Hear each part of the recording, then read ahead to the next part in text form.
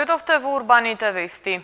Утрина во владината фасада осамна без надписот Влада на Република Македонија, со цел согласно договорот од Преспа да се постави новото уставно име кое ќе содржи придавката Северна. Со оваа вест ги започнуваме денешните вести. Останете со нас. Трета жртва од морбили, на инфективна, уште 7 нови случаи. Јавното предпријатие Комунална хигиена им додели 100 канти за отпадоци на жителите од Топана. Комплетни информации за градежните парцели преку веб ГИС апликација на општина Газибаба. Субвенции за електрични автомобили се уште во најава. Владината зграда подготвена за новиот надпис Влада на Република Северна Македонија. 13-месечно бебе од Тетовскиот регион синоќа починало на клиниката за детски болести. Ова е трета жртва од морбили. На клиниката за детски болести во Скопје претходно почина 13-месечно бебе од Свети Николе, а првата жртва од морбили беше 6-месечно бебе, кое почина на инфективната клиника. Министерството за здравство соопшти дека синоќа на клиниката за детски болести починало 13-месечно дете од Тетовскиот регион од компликации предизвикани од морбили, кое претходно не било вакцинирано. Министерството за здравство во соопштението изразува жалење за смртта на детето како резултат на компликации од морбили, болест која може да се спречи со вакцинација. Од Министерството апелираа до сите родители најодговорно да ги сватат препораките за вакцинирање со МРП вакцината, која заштитува од ова сериозно заразно заболување. На клиниката за детски болести во Скопје претходно почина 13-месечно бебе од Свети Николе, а првата жртва беше 6-месечно бебе кое почина на инфективната клиника. 7 ново заболени со морбили вчера се јавиле на преглед на клиниката за инфективни болести, информираат оттаму. Од нив 3 се задржани на лекување на клиниката, и тоа една 32 годишна пациентка од Сарај, едно дете на возраст од 1,5 година од Киселавода и уште едно дете на возраст од 1,5 година од Чаир. Сите биле невакцинирани. 4 од заболените се амбулантски прегледани и се пуштени на домашно лекување. На клиниката има 26 пациенти, од кои 4 се возрастни, 22 се деца, од кои најголем број се на возраст од 1 и под 1 година. Со цел да се спречи неправилното одлагање на отпадот во населбата Топаана, денеска јавното предпријатие Комунална хигиена на граѓаните им придаде во употреба 100 канти за собирање отпад од индивидуалните домаќинства. Очекувањата се оваа активност на предпријатието да спречи создавање диви депонии. Јавното предпријатие Комунална хигиена Скопје во координација со урбаната заедница во населбата Топана денеска подели 100 канти за собирање на отпадот од индивидуалните домаќинства. Ваквата акција на предпријатието доаѓа како резултат на долгогодишниот проблем со неправилното одлагање на отпадот на улицата Максуд Садик. Со цел да се спречи оваа појава, директорот Абдусамет Шабани оствари средба со граѓаните, кој што ги информираше за динамиката на собирање на отпадот од страна на предпријатието, како и заштитноста од создавањето на дивите депонии. Секој ден нашите екипи ги извршуваат секојдневните активности, меѓутоа гледаме дека тука сакавме да воспоставиме еден ред, бидејќи тука имаме една црна точка каде што одлагањето на отпад несоодветно се одлага во ова местно население. Денеска заедно со представниците на ова местно население разговаравме што во иднина да не ни се случуваат таквите појави. Као комунална хигиена, нашата активност денеска беше да доделиме и дополнителни над 100 канти на местното население, се со цел одлагањето на отпадот од нивна страна да биде согласно законот за животна средина и за одлагање на отпад. Шабан исто така ги повика и надлежните институции, инспекцијските служби на градот Скопје и општината Чаир да действуваат на терен со цел да се спречи загадувањето на животната средина, но побара соработка и од граѓаните, велејќи дека единствено со изградени хигиенски навики можеме да дадеме придонес во борбата против загадувањето. Општина Газибаба ја доби веб ГИС апликацијата, која на граѓаните им нуди комплетни информации за градежните парцели, урбанистичките планови и подземна инфраструктура. Апликацијата дава можност за добивање информации поврзани со целосната мрежа на урбаната опрема во општината. Општина Газибаба ја доби веб апликацијата ГИС систем, која на граѓаните им нуди комплетни информации за градежните парцели, можност за преземање на општите и посебни услови за секоја градежна парцела, како и можност за преземање во дигитална форма. Општината започна и со обуки на вработените кои наскоро ќе ја користат веб ГИС апликацијата за автоматско генерирање на изводи од план согласно законските рамки, со сите потребни информации и атрибути за една градежна парцела. Веб ГИС апликацијата МАП Навигатор ги опфаќа сите важечки планови на територија на општината и овозможува транспарентност кон граѓаните со јавниот приказ на постоечките детални урбанистички планови, како и модул за спуштање на податоци за истите. Имено секој заинтересиран граѓанин, инвеститори и геодетска компанија за изработка на елаборати може преку веб ГИС интернет апликацијата да ја добие градежната парцела и објектот за градба во сразмерен кат формат. Апликацијата овозможува автоматско известување на граѓаните преку имејл за активностите на општината во секторот за урбанизам, промена на детални урбанистички планови, електронска аукција за градежно земјиште, јавна анкета, одобрение за градба и така натаму. И комунално санација на улица, нови тротоари, промена на улично осветлување. На едно место граѓаните ќе може да ги видат урбанистичките планови, катастарските регистри на градежни парцели и регистар на подземната инфраструктура како водоводна, канализациона и атмосферска мрежа. Апликацијата дава можност за добивање информации поврзани со целосната мрежа на урбаната опрема во општината. ГИС системот е инвестиција која ќе овозможи заштеда, како и зголемување на приходите во општината, а на граѓаните во секое време ќе им даде релевантни информации за инфраструктурни урбанистички прашања во општината, соопштуваат од општина Газибаба. Електричните возила се едно од решенијата за проблемот со загадениот воздух. Иако заменик министерот за животна средина уште во ноември минатата година најавуваше субвенции за електрични и хибридни возила, се уште се чека на нив. Со програмите се предвидени субвенции од 5.000 евра за електрични возила, а 3.000 евра за хибридни возила. Субвенции, станици за полнење и најави за нови модели на електричните возила се уште се во најава на македонскиот пазар на возила. На електричните возила се гледа како на едно од решенијата за проблемот со загадениот воздух и мерките со кои се поттикнува нивно користење. Заменик министерот за животна средина и просторно планирање Јани Макрадули во ноември минатата година најави субвенции за електрични и хибридни возила. Со предлогот на Законот за изменување и дополнување на Законот за возила се предвидуваат програми за субвенционирање на дел од трошоците за купување возила на електричен погон, за вградување на плински уреди или друг вид на алтернативно гориво и за купување ново возило со одјавување на старото возило. Со програмите за субвенционирање предвидени се финансиски средства во износ од 170 милиони денари во 2019 година, 245 милиони денари во 2020 година и 320 милиони во 2021 година. Предвидени се субвенции од 5.000 евра во денарска противредност за набавка на електрични возила, а 3.000 евра во денарска противредност за набавка на хибридно возило. А во првата година се предвидува да бидат доделени субвенции за 200 возила, но Законот за возила е се уште во собрание. Зголемувањето на бројот на електрични возила на улиците неопходно е да биде проследен со зголемување на бројот на станици за полнење на ваквите возила. Најголем хендикеп на електричните возила е малиот радиус на движење, а единствен начин за надминување на овој проблем е добро распространета и достапна мрежа на станици за брзо полнење на возилата низ државата. Ивана во соработка со општините веќе започна иницијатива Електромобилно со Ивана со цел развој на инфраструктура за полнење неопходна за поголемо користење на електрични возила во секојдневниот живот. Полначи за електрични возила веќе неколку години има во двете катни гаражи Тодор Александров и Македонска фаланга, пред бараките на градот Скопје, како и на паркингот пред зоолошката градина. Од Евана информираат дека се поставени над 40 станици за полнење електрични возила на централни јавни локации во 17 града во Македонија. Заинтересираните сопственици на електричните возила, за да ги користат полначите, најпрво треба да се пријават за електронска картичка, додека користењето на електричните полначи во период од една година година е бесплатно за сите корисници.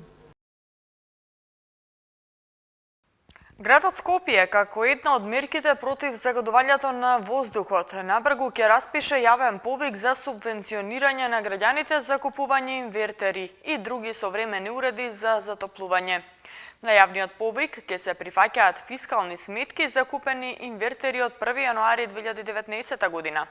Граѓаните ќе може да аплицираат на јавниот повик од март, а исплатата на средствата ќе се врши по завршувањето на предстојните претседателски избори.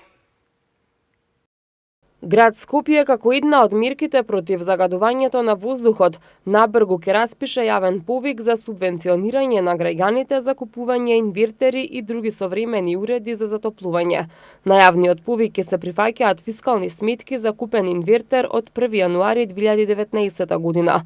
Граѓаните ќе може да аплицираат на јавниот повик од март, а исплатата на средствата ќе се врши по завршувањето на предстојните претседателски избори. Субвенционирањето на граѓаните на подрачјето на град Скопје за набавка на современи уреди за затоплување ќе се финансира од буџетот на град Скопје за 2019 година. Висината на субвенцијата ќе биде во износ од 50% од вредноста на уредот, но не повеќе од 15.000 денари со вклучен персонален данок на доход.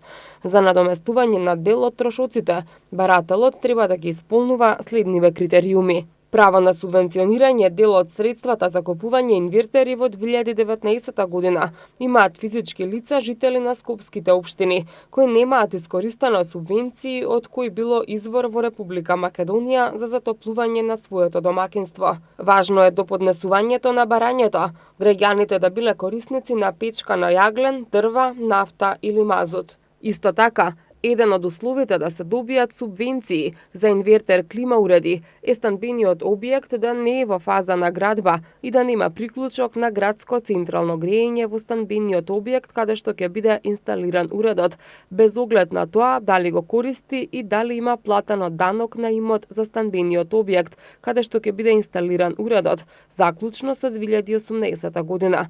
Од град Скопје информираат дека при разгледување на барањата за субвенционирање, предвид ќе бидат земени оние во кои подносителот доставил пополнет образец за јавниот повик за доделување субвенции за набавка на посовремен уред за затоплување, доказ дека е жител на град Скопје и доказ во оригинал дека е извршено купување во 2019 година, и тоа со фискална сметка или фактура со извод од деловна банка за извршена уплата.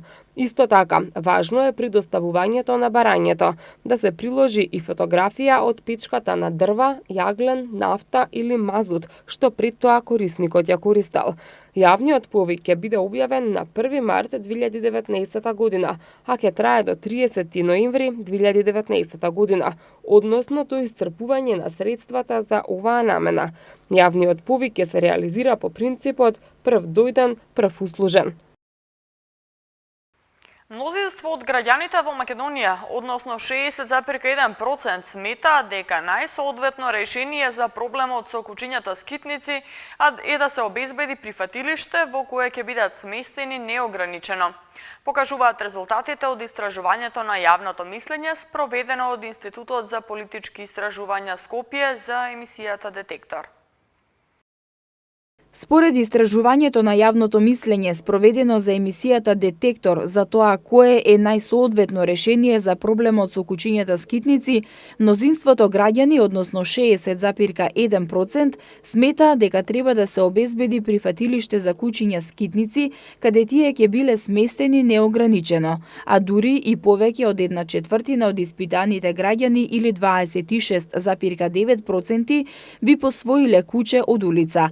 Мнозинството од граѓаните, 63,1%, според објавените резултати, сметаат дека е погрешно да се дозволи кучињата скитници слободно да шетаат по улиците, а повеќе од половина од граѓаните, или 54,5%, се подготвени да плаќаат повисоки даноци на општините за да се обезбеди прифатилиште за кучињата скитници.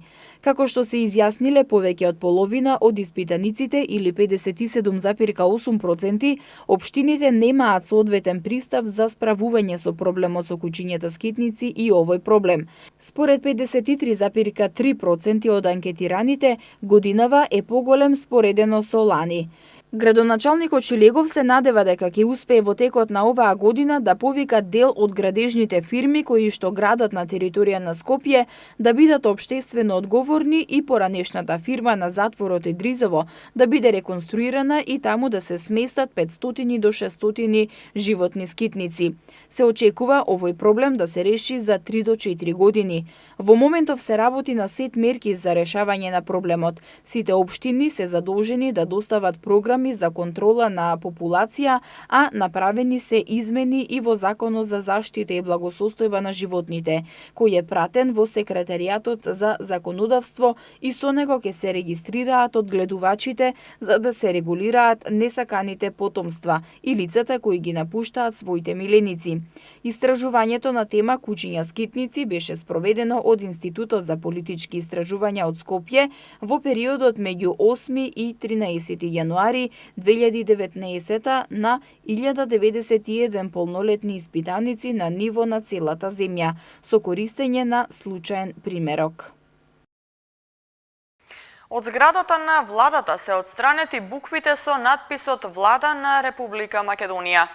Датумот на влегување во сила на уставните амандмани и уставниот закон ќе биде објавен во службен весник и во рок од 7 дена државните институции ќе треба да ги сменат таблите со новото име на државата. По добивањето на вербалната нота од Атина, почнува примената на новото име Република Северна Македонија. Во службен весник ќе биде објавен датумот на влегување во сила во уставните измени и уставниот закон. За примената на името ќе бидат информирани и Секретаријатот на Обединетите нации, земјите членки, земјите наблюдувачи на Обединетите нации, како и сите останати меѓународни организации. Во меѓувреме почна и практичните подготовки за примена на новото име. Од зградата на владата веќе е отстранет надписот Влада на Република Македонија. Владата формира интерресорска група која ќе треба да изработи национален акцијски план за спроведување на натамошните мерки и активности, а во рок до 7 дена државните институции, граничните премини и дипломатско-конзуларните представништва ќе треба да ги сменат таблите со новото име на државата Република Северна Македонија. Од владата не очекуваат проблеми од државните институции при користењето на новото име на државата. Употребата на новото име на државата ќе биде усогласено и со Законот за употреба на јазиците, што значи дека таблите ќе бидат напишани и на албански јазик, бидејќи, како што изјави неодамна владиниот портпарол Миле Бошњаковски, албанците се 20% на државно ниво. Препораки за промена на таблите ќе добијат и единиците на локалната самоуправа, а секторите и службите за односи со јавност на државните и јавните институции ќе добијат насоки за употреба на уставното име. Денеска почнаа со работа комисиите кои ќе ги разгледаат сите одбиени апликации на конкурсот за годишната програма за национален интерес за 2019 на Министерството за култура, за кои се крена врева во јавноста. Министерството треба да излезе со соопштение дали ќе имаат рок до кога ќе ги разгледуваат и дали ќе има дополнителни средства. Комисиите од Министерството за култура денеска почнаа повторно да ги разгледуваат апликациите кои се одбиени на годишната програма за 2019 година. За нив одлуките се поништуваат и доколку по повторното разгледување се утврдат недоследности, како што соопшти Министерството за култура, листата на поддржани проекти од национален интерес ќе биде дополнета. Во просториите на Министерството секоја од 9 комисии почна да ги разгледува одбиените апликации.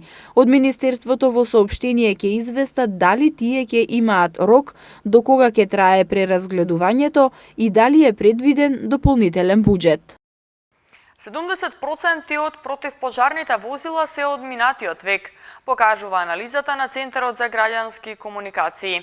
30 територијални единици во Македонија поседуваат 220 противпожарни возила, од кои 47 возила се во Скопје и се со просечна старост од 26 години. 30 територијални единици во Македонија поседуваат 220 противпожарни возила, чија просечна старост е 27 години, покажува анализата на Центарот за граѓански комуникации. Од вкупно 220 возила, 154 се произведени во минатиот век. Најстарите се од 1966 година, што ги поседуваат Струмица од марката ФАП-13 и Валандово од марката ТАМ 5500. Од Центарот прават споредба, наведувајќи дека Министерството и општините имаат на располагање 2645 патнички возила, што значи дека на секое 12-то патничко возило доаѓа по едно специјално противпожарно возило. При тоа, за разлика од патничките возила кои главно се купуваат од буџетски пари, значаен дел од специјалните противпожарни возила се добиени како донации. Кај патничките возила има обратна ситуација, односно само 29% се од минатиот век, а 71% се купени во новиот милениум. Наспроти 27 години на противпожарните возила, патничките просечно се стари од 12,5 години, наведуваат од Центарот. Во анализата е посочено дека согласно бројот на жители, очекувано најмногу возила има територијалната единица на град Скопје, 47 возила кои се просечно стари 26 години. Базата на податоци на сите противпожарни возила е изработена врз основа на податоци обезбедени од секоја од 30 територијални противпожарни единици, врз основа на доставено барање за информација од јавен карактер. За наредните 3 дена Управата за хидрометеоролошки работи најавува променливо облачно време со засилен северен ветер. Утре и задутре ќе има локални слаби врнежи од снег. Во Скопје температурата утре ќе достигне 7 степени. В среда и четврток ќе се движи од -4 до 4 степени и петок од -3 до 6 степени.